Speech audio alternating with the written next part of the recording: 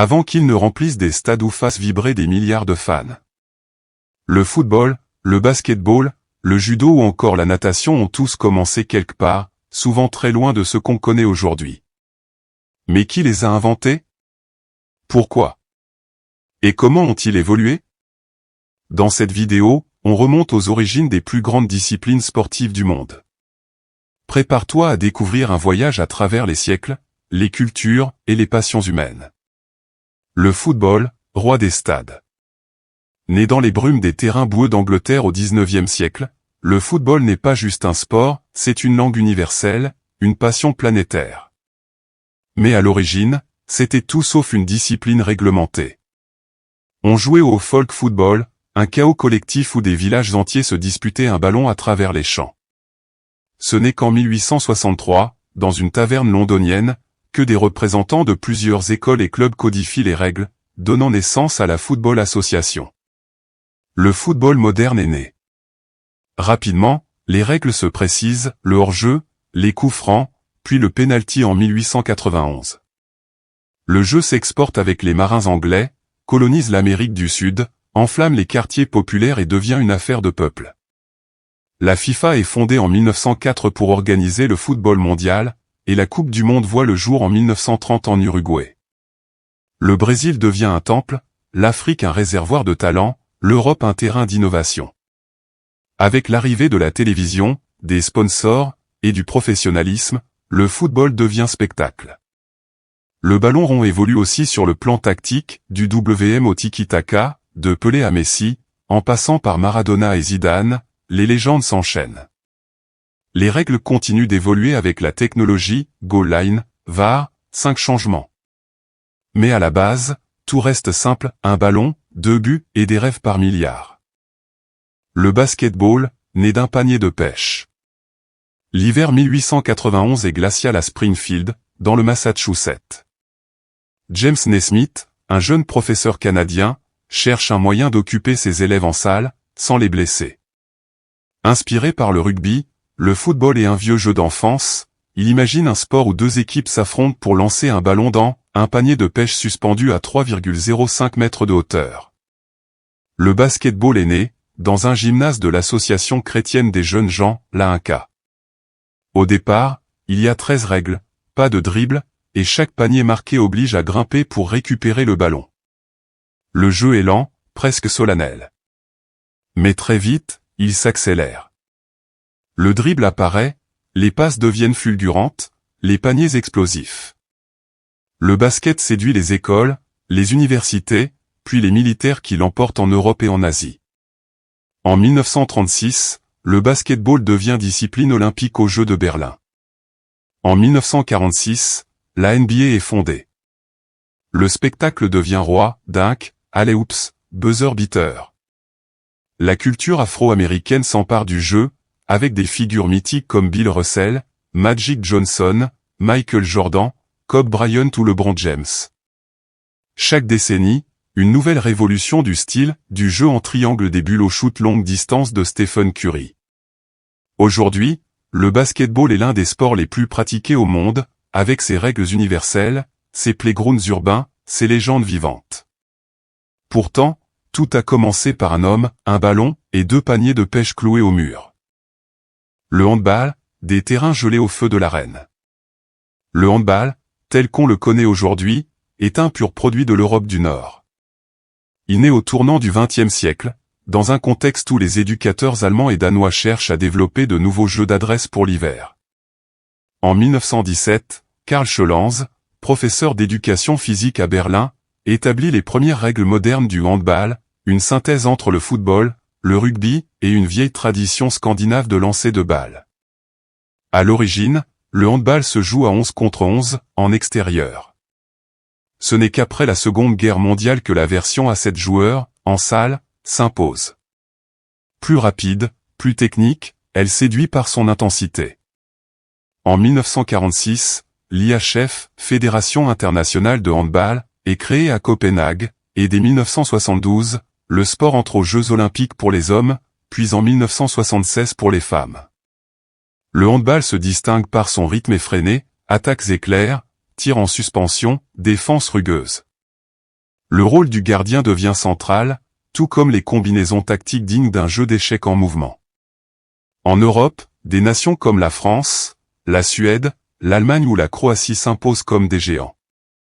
Les experts français marquent même une ère dorée dans les années 2000 ou 2010.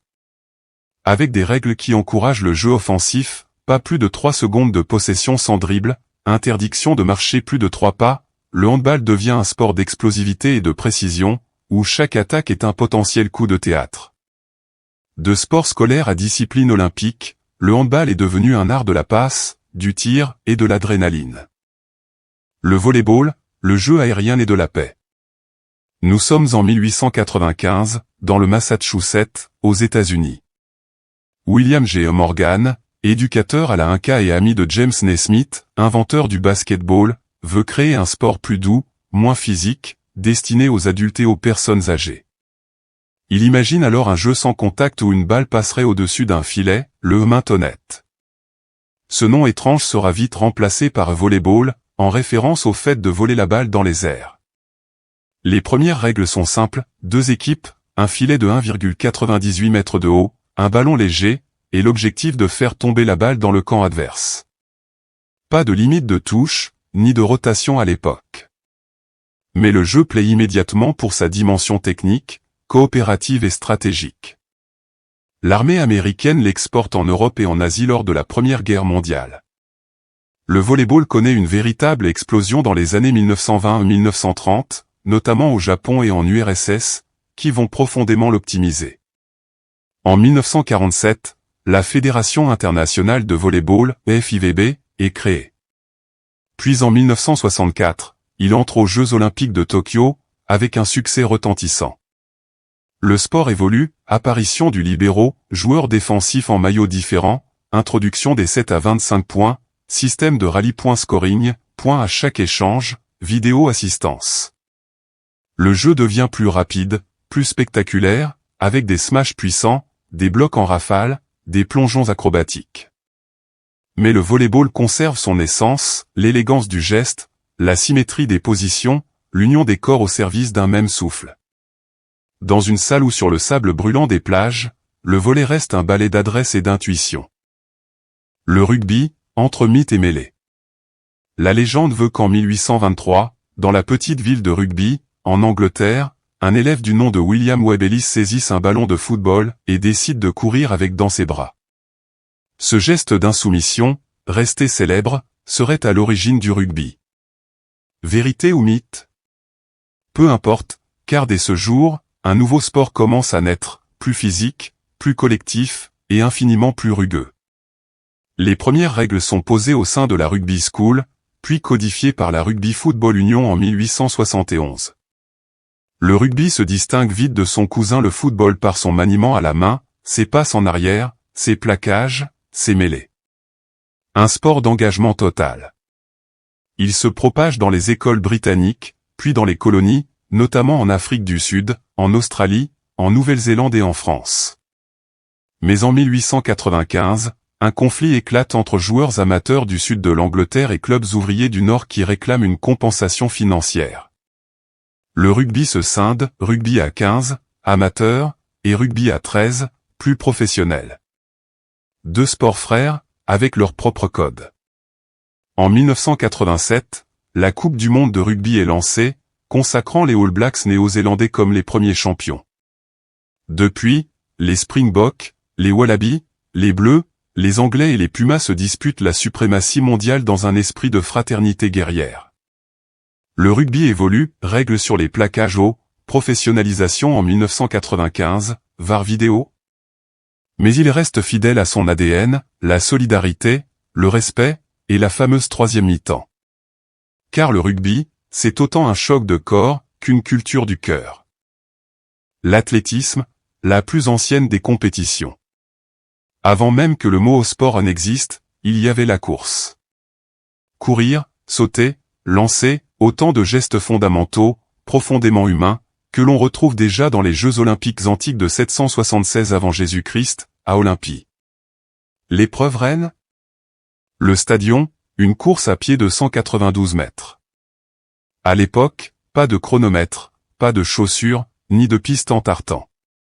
Juste l'homme face à lui-même. L'athlétisme ressuscite à la fin du XIXe siècle, avec la renaissance des Jeux olympiques modernes en 1896, à l'initiative de Pierre de Coubertin. Il est le cœur du programme olympique, symbole de dépassement et de pureté physique. Les premières épreuves codifiées incluent la course, le saut en longueur, le lancer du poids, du disque, le 100 mètres ou encore le marathon inspiré de la légende du messager grec Philippides. Avec la création de l'EAF, Fédération internationale d'athlétisme, en 1912, les règles se précisent. Les disciplines sont organisées en 3 grandes familles, les courses, sprint, demi-fond, haies, relais, les sauts, hauteur, longueur, perche, triple saut, et les lancers, poids, disque, javelot, marteau. Le décathlon devient l'épreuve ultime du super-athlète. L'athlétisme évolue avec les innovations techniques, chronométrage électronique, dossard RFID, semelle carbone, caméra haute vitesse. Mais il connaît aussi ses zones d'ombre, dopage, scandale, records contestés. Pourtant, malgré tout, le frisson demeure. Quand Usain Bolt s'élance pour son 100 mètres, ou qu'une sauteuse à la perche défie les lois de la gravité, c'est toute l'histoire de l'humanité qui court en silence derrière eux. L'athlétisme, c'est le combat entre le corps et le temps. La natation, entre instinct et conquête aquatique. Bien avant d'être un sport, nager était un réflexe vital. Gravé sur des fresques de l'Égypte ancienne ou décrite par Homère, la natation est probablement l'activité sportive la plus ancestrale de l'humanité.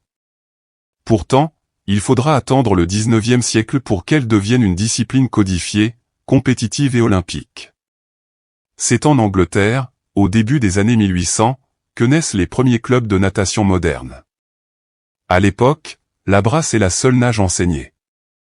En 1844, lors d'une démonstration à Londres, 2 Amérindiens choctaws stupéfient l'assistance en nageant, en crawl. Trop sauvage pour les standards britanniques, cette technique mettra du temps à être acceptée. Mais elle révolutionnera la discipline. Les premières compétitions internationales apparaissent à la fin du XIXe siècle. Aux Jeux olympiques de 1896, la natation est l'une des rares disciplines présentes dès la première édition. Mais uniquement pour les hommes. Les femmes devront attendre 1912. Depuis, les épreuves se multiplient, nage libre, dos crawlé, brasse, papillon, relais, 50 mètres à 1500 m. La Fédération internationale de natation, FINA, est créée en 1908. Elle introduit progressivement des règles strictes, plongée depuis le plot, virage réglementé, interdiction de fausses départs, contrôles antidopage. La natation devient un sport de précision et de résistance, où chaque centième compte. Des légendes comme Mark Spitz, Ian Thorpe, Lord Manodou ou Michael Phelps avec ses 23 titres olympiques élèvent ce sport au rang d'art. La technologie s'en mêle, combinaison en polyuréthane, bassin à vagues réduites, chronométrage électronique ultra précis. Mais au fond, l'essence de la natation reste la même, dompter l'eau, dépasser ses limites, et respirer entre 2 mondes. La boxe, le noble art au fil des siècles. Avant d'être un sport, la boxe était un instinct.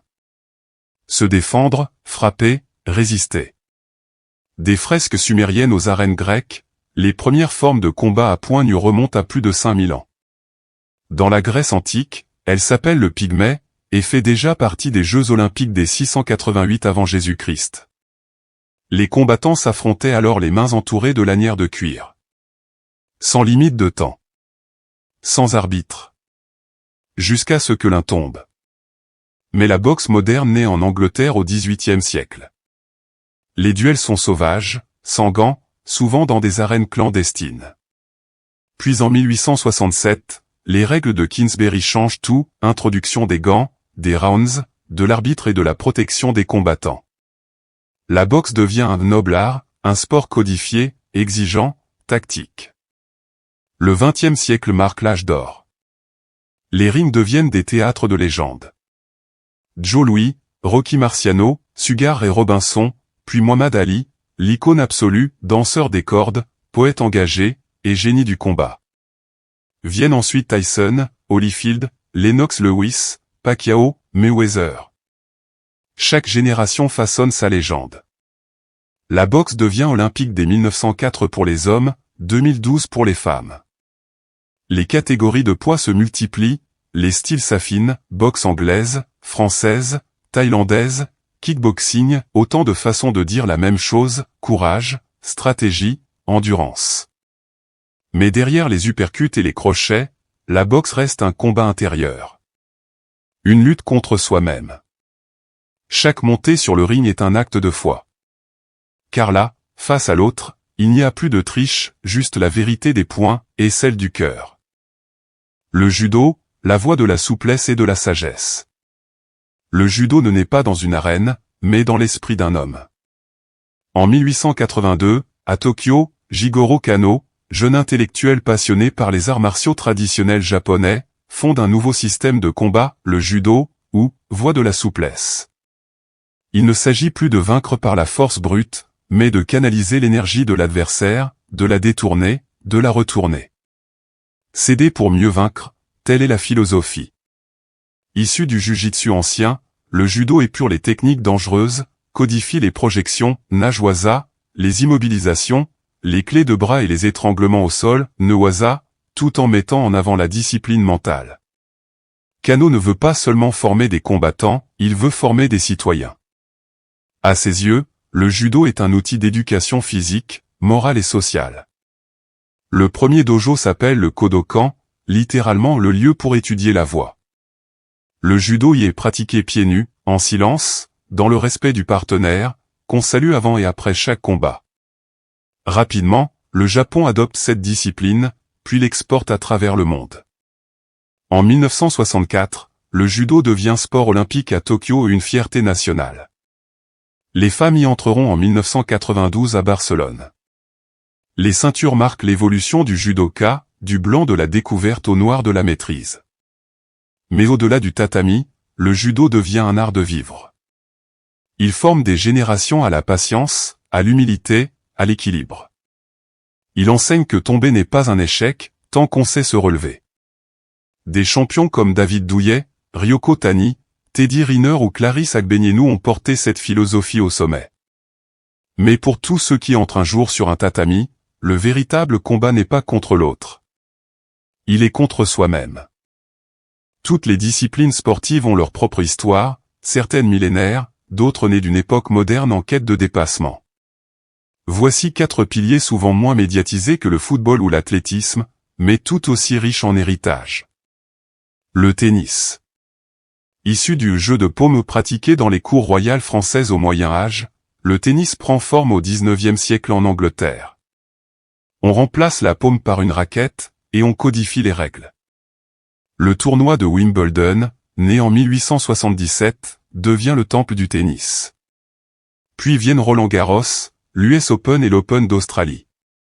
Le sport devient mondial, porté par des géants comme Federer, Nadal, Serena Williams ou Djokovic.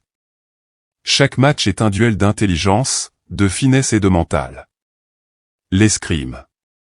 Longtemps réservé à l'aristocratie militaire, l'escrime est l'héritière des duels d'honneur à l'épée. Aujourd'hui, fleurets, sabres et épées s'affrontent sur des pistes électriques. Le sport est l'un des rares à avoir été présent à tous les Jeux olympiques modernes depuis 1896. L'escrime exige des réflexes fulgurants, une lecture du corps adverse et une précision chirurgicale. C'est le sport du silence, jusqu'à la touche. Le cyclisme. Né avec l'essor de la bicyclette, le cyclisme devient épique avec la création du Tour de France en 1903. Des cols alpins au pavé de Paris-Roubaix, ce sport conjugue endurance extrême, stratégie collective et exploit solitaire. Des légendes comme Merckx, Hinault ou Anquetil ont façonné une mythologie populaire, souvent marquée aussi par la douleur et le doute. La gymnastique. Codifiée au XIXe siècle en Prusse pour former les soldats, la gymnastique devient ensuite un art du mouvement. Anneaux, barres, poutres, sol, chaque agrès est un défi au corps. Elle est l'une des disciplines phares des JO. Elle révèle des prodiges à l'agilité presque irréelle, comme Nadia Comaneci ou Simone Biles. C'est la rencontre parfaite entre rigueur militaire et grâce artistique. Du sable d'Olympie aux écrans Ultra HD des stades modernes, Le sport a traversé les époques comme un reflet de l'homme, son besoin de se dépasser, de jouer, de créer des règles, mais aussi de les défier. Derrière chaque discipline, il y a des siècles d'évolution, des choix philosophiques, des révolutions techniques, des conflits sociaux, des rêves d'enfants devenus champions. Aujourd'hui, courir, nager, frapper dans un ballon ou se jeter dans un tatami n'est pas qu'un jeu. C'est souvent une histoire, une culture, un combat. Qu'il soit amateur ou professionnel, scolaire ou olympique, le sport unit, forme, transforme. Alors la prochaine fois que tu regarderas un match, une course ou un combat, souviens-toi que tu n'assistes pas seulement à un spectacle. Tu es témoin d'un héritage millénaire. Et peut-être, en toi aussi, dort le feu d'un athlète. Dis-nous en commentaire, quel sport te fait vibrer? Lequel a marqué ta vie? Abonne-toi pour d'autres voyages au cœur de l'histoire du sport et de ses secrets les plus inattendus.